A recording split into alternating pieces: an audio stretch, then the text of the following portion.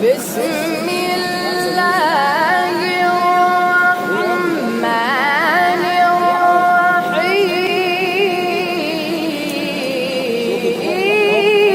الرحيم. الله أوحي إلى نوح أنه لن يؤمن من قومك إلا من قد آمن فلا تبتئس بما كانوا يفعلون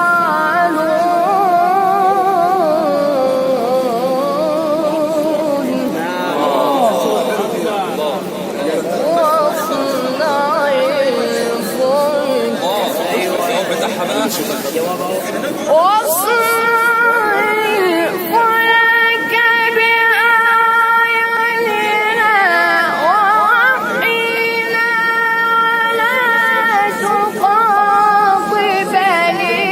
في الذين ظلموا إنهم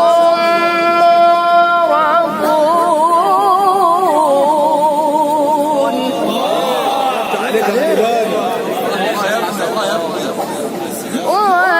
ويصنع الفلك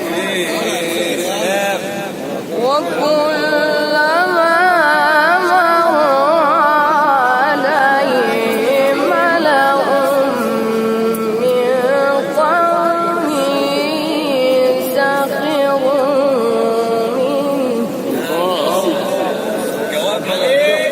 قال إن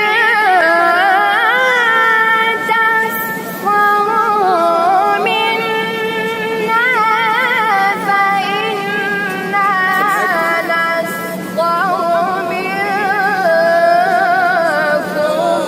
كما تسخرون.